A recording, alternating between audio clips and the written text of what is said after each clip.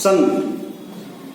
हम लोग अब तक जो है पिछली कक्षा में पढ़े संधि, और संधि में प्रारंभिक संधि जो हमारे लघु सिद्धांत कौमुदी के अनुसार पाठ्यक्रम में है जो है, उसमें संधियों का नाम हमने पढ़ लिया था।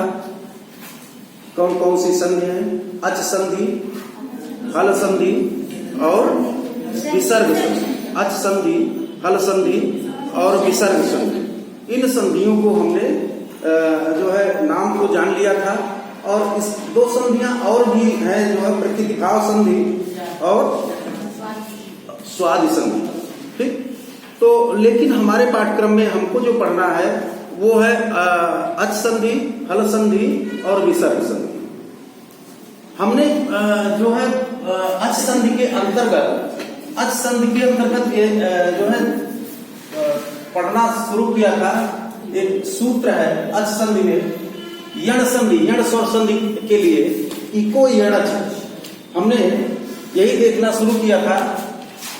अच संधि में अच का अर्थ है स्वर, अच का अर्थ स्वर ही, अच का अर्थ स्वर है, यानी आ, ई, उ, री, री, ए, ओ, ऐ, औ, ये जो है यानी 9 स्वर जो है इस अच के अंतर्गत आते हैं। तो अच संधि हम देख रहे थे। इसमें सबसे पहला सूत्र जो लघु सिद्धांत कौमुदी में है वो है इको यणच। इको यणच, इको यणच जो है, इसको हम जो है सबसे पहले इसको देखे भी थे, लेकिन हम यहाँ से शुरू करते हैं, यहाँ से फिर जोड़ने का प्रयत्न करते हैं, आपको इससे जोड़ने का प्रयास करते हैं।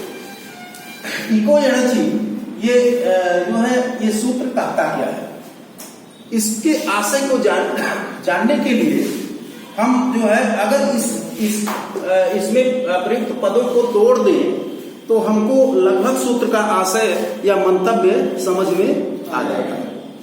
इक, देखिए इको यणच में सबसे पहला पद क्या था या क्या है? इक, इका, और दूसरा यण, और तीसरा है आची। आप इससे भी परिचित हो गए हैं पिछली कक्षा में कि इक में षष्ठी विभक्ति है, इक में षष्ठी विभक्ति है। यण षष्ठी विभक्ति एक वचन का है, और यण जो है प्रथमा एक वचन का है, और आची सप्तमी एक वचन का है। कारक आप जानते हैं, कर्ता, कर्म, करण, संप्रदान, अपादान, ये जान रहे हैं, इससे कारक से आप परिचित। तो षष्ठी का चिन्ह होता है क्या? का, की, के, नानी, ने, रानी, रे आदि। ठीक, तो षष्ठी का चिन्ह है का। यण यानी जो है यण वही मूल रहेगा कि यण होगा, और अचि का अर्थ है, अचि का अर्थ है सप्तमी है, अचि में। अब ऐसे अगर हम देखें जो है तो इक का अर्थ हो गया कि इक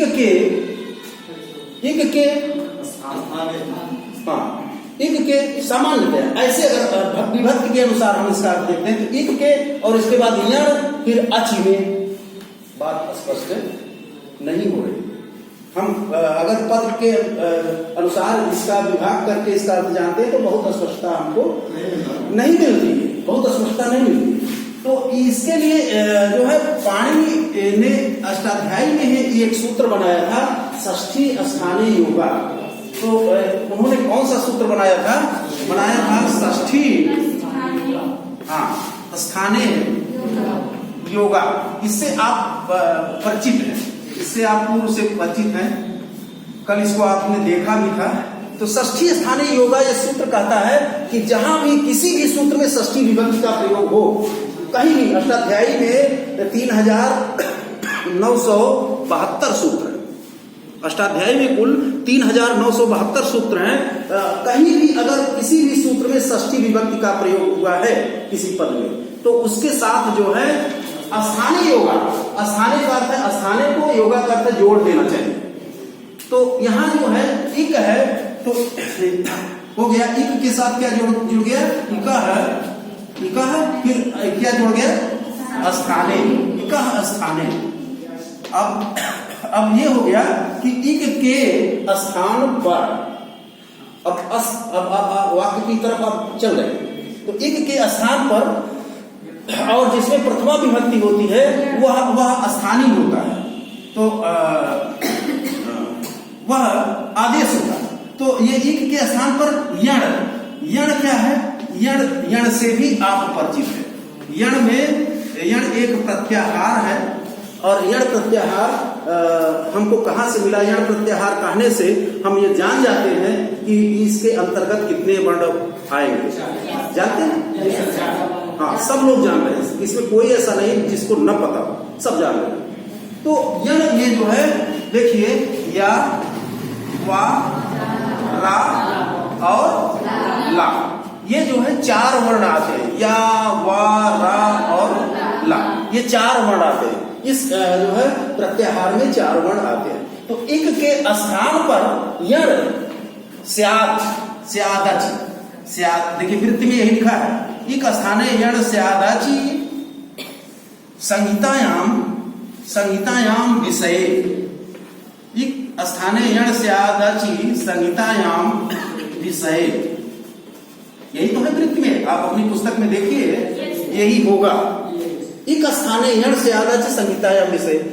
तो इक के स्थान पर यण, यण स्यात् का अर्थ होवे, यानी इक के स्थान पर, इक में आप इक भी जानते हैं कि कितने वर्ण इक में आते हैं? इक में कितने वर्ण आते हैं? 4। या नहीं, ई, उ, री, रे। ये अब आप इतना परिचित हो गए हैं इस व्याकरण में, इतना घुस चुके हैं कि जो है मुझे बहुत आसानी होगी। आप, क्योंकि जो मैं कहना चाहता हूँ वो आप पहले से जानते हैं, और ये जो है आपकी सफलता है, ठीक है। तो ये जो है इक में 4 वर्ण है, तो कह रहे हैं कि इक स्थाने यानी ई, उ, री, री, अगर कहीं पर जो है इस संधि का विषय हो, संहितायाम विषय का अर्थ है अगर संधि का प्रसंग हो, संधि का विषय हो, तो ई, उ, री, री के स्थान पर क्या आदेश हो जाए? या, वा, रा, ला, यानी यण आदेश हो जाए। तो इक के स्थान पर यण आदेश हो जाए। कह रहे हैं कि आची, आची का अर्थ है स्वर। हाँ, आची, आची का अर्थ है स्वर, यानी अच होने पर, ये सप्तमी है, सप्तमी एक वचन इसमें है, तो स्वर होने पर आगे शब्द ये है, इन्होंने शर्त लगा दिया कि इक के स्थान पर यण होगा, लेकिन आगे जो है संहिता का विषय हो, यानी संधि किया जा रहा हो और आगे उसके स्वर हो, उसके आगे स्वर हो, तब जो है इक के स्थान पर यण होगा। ठीक, इस सूत्र का आशय अब आपको स्पष्ट हो गया होगा कि इक स्थाने यण स्यात्, इक के स्थान पर यण होवे, अची, शर्त यह है कि आगे अच हो, यानी स्वर वर्ण हो, और वहां वह क्या हो? संहितायाम विषय, वहां संधि की जा रही हो, संधि बनाया जा रहा हो, संधि किया जा रहा हो। स्पष्ट है? अब जब ये आप जान गए, सूत्र जान गए, इसका सूत्र क्या कह रहा है, इसका आशय भी जान गए, इसका मतलब भी जान गए, तो अब आपको आसानी होगी। आगे इसी वृत्ति में लिखा है कि सुधी धन उपास्या इति स्थिते, है ना? उसी वृत्ति में आगे आप पुस्तक में देखेंगे कि सुधी धन उपास्या इति स्थिते। अब देखिए इसको हम जो है देखते हैं, सुधी धन उपास्या इति स्थिते।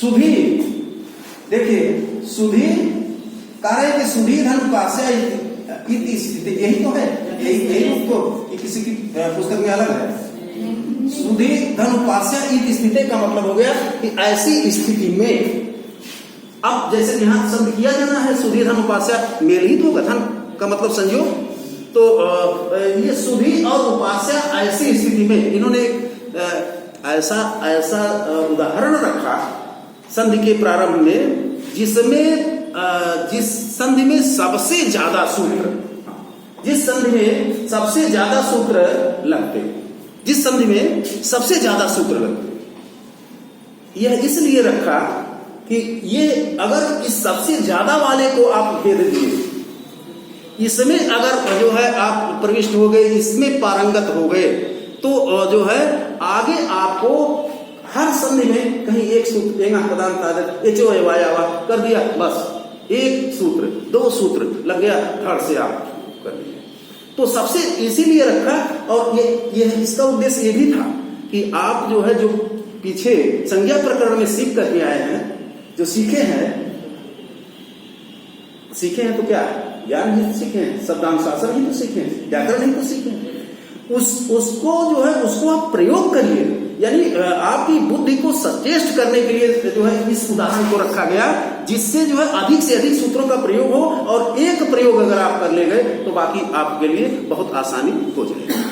आप देखिए सुधी उपास्य ऐसी स्थिति में ये सूत्र कह रहा है कि इक के स्थान पर यण हो। 6177 है क्या? ये 6177 होना चाहिए। 6177 एक छठे अध्याय के पहले पाद का 77वां सूत्र, 6177 नहीं 77 होना चाहिए। 6177 वो एड्रेस है उसका सूत्र का। तो देखिए ये सूत्र कह रहा है कि स्थान पर यण होगा, यण होना चाहिए या यण हो, शर्त है कि आगे स्वर हो, यानी कोई अच हो, आ हो, ई हो, उ हो, री हो, ली।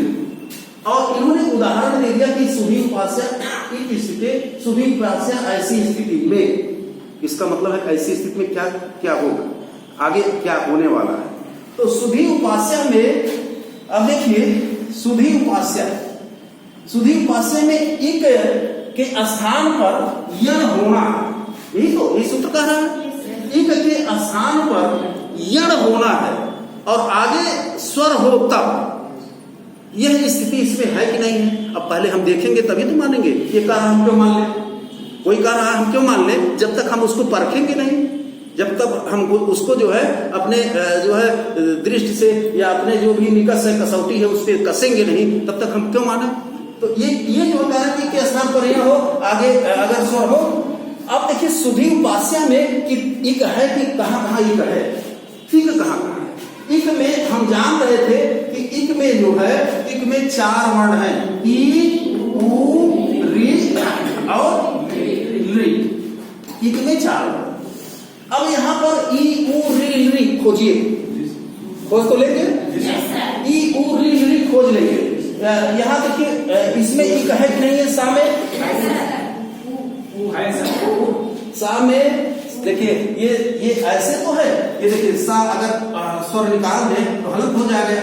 हम जानने के लिए आपके जानने के लिए अलग कर रहे हैं सा, और इसमें उ इक में आता है कि नहीं आता है, उ इक में आता है, और धन हा, और धन ई, और धन उ, हम जानने के लिए तोड़ रहे हैं, और धन पा, और धन आ, और धन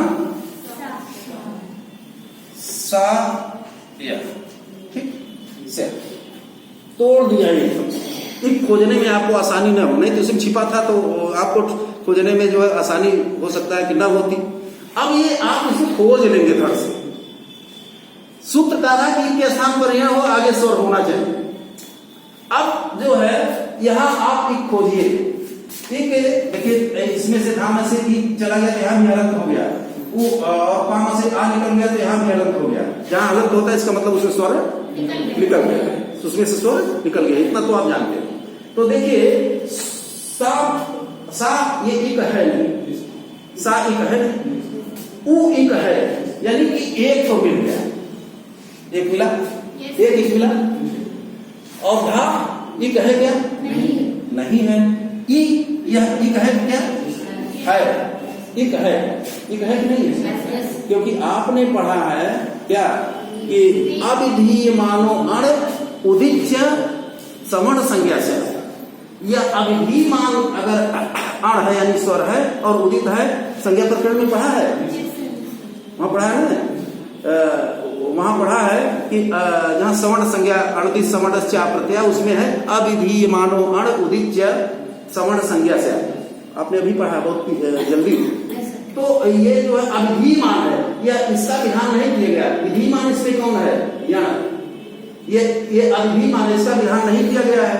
इसके स्थान पर यह होगा, इसके स्थान पर किसका विधान किया गया है? यण का। तो यह विधिमान हो गया और यह अभिधिमान। अब जब वहां आपने पढ़ा था कि जो अभिधिमान होता है, यानी जिसका विधान नहीं किया जाता, वह अपने सवर्णों का भी बोध करा देता है। तो इक में यह ई है, ये इसका सवर्ण ई कितने तरह का हो गया? वहां कितना पढ़ा था? 18। हाँ, जान रहे हो आप, सब लोग जान रहे हो। वो कितने तरह का पढ़ा था? यानी कि जब विधिमान हो जाएगा तब तो यह एक अकेले का बोध कराएगा। जब अभिधिमान है, अभी वहां अभिधिमान है, उसके स्थान पर यण होना है, इसके स्थान पर यण होना है, तो ये 18, ये भी कितने तरह का हो गया? 18। और ये कितने तरह का था? किसने कहा 30? किसने कहा 30? हाँ, ये 30 होगा। क्यों? क्योंकि री वर्णयो मिता सावर्ण माचिन, री वर्ण जो है आपस में सवर्ण कहे गए थे। ये री 18 और री 12, 18 12 30, यह भी 30 हो गया, यह भी 30 हो गया। क्यों? क्योंकि यह सवर्ण है, एक समान है, वहां कहा गया था संज्ञा प्रकरण। तो देखिए, ये जो हो गया 18 18 34 और 18 54 और 12 66। इक का मतलब 66 हो गया कि नहीं हो गया? गणित है। इक का मतलब 66, क्योंकि यह अभिधिमान है। इक और होना क्या है? यण विधिमान है, इसलिए विधिमान जो होता है वो अपने सवर्ण का बोध नहीं कराता, और जो अभिधिमान होता है वो अपने सवर्ण का, यह 66 का बोध करा दिया, लेकिन वह 4 ही है, या वा रा ला। अब देखिए 66 के स्थान पर 4 होगा, ये तो बड़ा कठिन हो गया कि किसको करेंगे। पहले तो यही निर्णय करना कठिन हो गया कि जो है, देखिए यह ई था और यह भी के अंतर्गत है कि नहीं है? ये तो हमको सुधी उपास्या में कितने इक मिल गए? 1 2 3। ये तो बड़ा कठिन हो गया। ये एक सूत्र कह रहा था, बड़ा रोचक भी है। ये सूत्र कह रहा था कि इक के स्थान पर यण होगा, आगे अगर स्वर हो और संहिता का विषय हो, यही तो कह रहा था। अब हम इक जब सुधी उपास्या में इक खोजना शुरू किए तो हमको कितने इक मिल गए? 1 2 3। अब कह रहे कि अची, अब अच आगे अच भी होना चाहिए और संधि का विषय हो, तब इक के स्थान पर यण होगा। अब देखिए इसका निर्णय कैसे होगा? जैसे ही यह स्थिति आई तो ये हो गया कि ये तो 30 जो है, इस वैसे तो 4 है, लेकिन ये आपने सवर्णों का बोध करा रहा, इसलिए 66 हो गया। 66 के स्थान पर जो है 4 होना है। अगर संख्या बराबर होती, यानी कि इक यह 1 2 3 4, अगर यह जो सवर्णों का बोध ना कराता तब तो 4 ही रहता, और आदेश भी यण भी 4 था, तब तो हमारा काम बन जाता। तब एक सूत्र प्रवृत्त हो जाता, वो यथा संख्य मनुदेश समानाम, आगे आएगा। यथा संख्य मनुदेश समानाम एक सूत्र है, सूत्र उसको जान लीजिए, यहीं पर जान लीजिए, तब वो काम कर जाता। यहाँ इसका काम नहीं है, हम इसलिए बता दे रहे हैं कि ये जो है फेल हो गया, ये जो है, तब अभी मैं बताता हूं उसका काम क्या। यथा संख्य मनुदेश समानाम, ये कहता क्या है? बहुत करने की बात नहीं है कि ये जो है ये कहां से नया आ गया, ये कुछ नहीं है, ये कुछ नहीं, अभी देखिए जानेंगे। ये सूत्र कहता है कि जहां आदेश और स्थानीय यथा संख्य हो, यानी कि इक जैसे यहां था 4 और यण यह भी 4 था, यथा संख्य अगर होते है तो संख्या 4 4 ही, लेकिन यह जो है अभिधिमान है, इसलिए अपने सवर्णों का बोध करा दे रहा है, इसलिए 4 ना होकर के बल्कि 66 का प्रतिनिधित्व करने लगा। तो अब 66 की जगह पे 4 कैसे करेंगे? अगर यथा संख्य होता यह 4 ही होता और यण तो 4 ही है, तो 4 होता तो यथा संख्य हो जाते कि नहीं?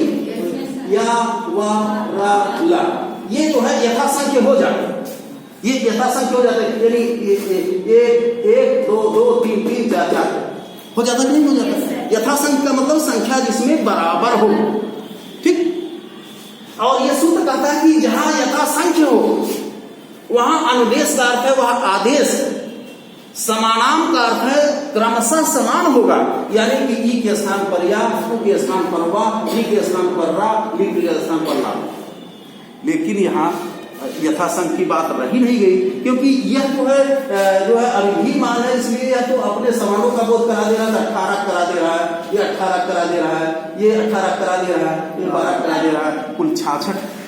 और यहाँ है क्या 4। तो 66 में से 4 को सिलेक्ट करना है। कोई वैकेंसी 4 निकले जो है, कोई वैकेंसी अगर 4 निकल जाए, 4 लोगों को भरना है और 66 लोग आवेदन कर, 66 लोग फार्म भरने की मेरा होना चाहिए, मेरा होना चाहिए, मेरा होना चाहिए। तो क्या करेंगे, समस्या हो जाएगी, उसमें छांटना तो पड़ेगा। इंटरव्यू या परीक्षा तो होनी है कि नहीं है? ऐसा ही तो हो रहा है, ऐसा हो रहा है। तो अब जो है, अब तो हमको इंटरव्यू या परीक्षा करनी है, तभी 4 सिलेक्ट हो पाएंगे। 4 में से अभी 4 में भी एक का होगा, पहले 4 लावे तो फिर इसके बाद 4 में से एक, उसमें से देखें 66 में से होना तो एक ही का है, होना तो एक ही का है। और अभ्यर्थी कितने हैं? 66, एक पद। पहले तो 4 मूल हो गए, इसके बाद 66। 4 इसमें योग्यता रखते हैं। जैसे हायर एजुकेशन में ही अगर किसी को डिग्री कॉलेज में असिस्टेंट प्रोफेसर बनना हो, तो वो जो है एक पद हो और 66 अभ्यर्थी हो, 66 ने आवेदन कर दिया, लेकिन 4 उसमें नेट JRF हो, यानी योग्यता कौन 4 ही रख रहे हैं। 66 लोग फार्म भरे हुए हैं, हो सकता है MA किए हो, कुछ और किए हो, और जो है होना किसका है, एक ही का होना। तब तो वहां उसकी छनाई हो जाएगी कि नहीं, यानी एक परीक्षा से छांट करके अलग कर दिए, छन्नी लग गई, इसके बाद जो फिर इंटरव्यू से छांट करके अलग कर दिए, जो एक निकला उसी का यही होता है, यही होता है। तो एकदम बिल्कुल उसी तरह समझिए, ये व्याकरण जो है बड़ा रोचक। अब देखिए, अब तीन हमको एक मिले, इसका निर्णय कौन करेगा कि किसके स्थान पर यण होगा? पहले तो यही निर्णय हो जाए कि यण, तो वो तो है ही है, पहले ये निर्णय हो जाए कि किसके स्थान पर यण होगा। अब इसका एक बैठा हुआ है, एक ऐसा सूत्र है कि जिसका काम तो कुछ नहीं, लेकिन कहीं अगर समाज की व्यवस्था चलने में कोई बाधा आती है, तो आता है निर्णय करने कि नहीं, ऐसा नहीं, ऐसा होगा, आप लोग फंस गए हैं, ऐसा नहीं, ऐसा होगा, वो रास्ता बता देते। ऐसे सूत्र जो अष्टाध्यायी में आए हैं, उनको परिभाषा सूत्र कहते हैं, उनको परिभाषा सूत्र। इसके जस्ट पहले, इसके जस्ट बाद देखेंगे आप, जो है एक सूत्र है तस्मिन् नित निर्दिष्टे पूर्वस्। वो सूत्र क्या है? तस्मिन् नित निर्दिष्टे। देखिए सूत्र ये है, आपकी पुस्तक में होगा, तस्मिन् निति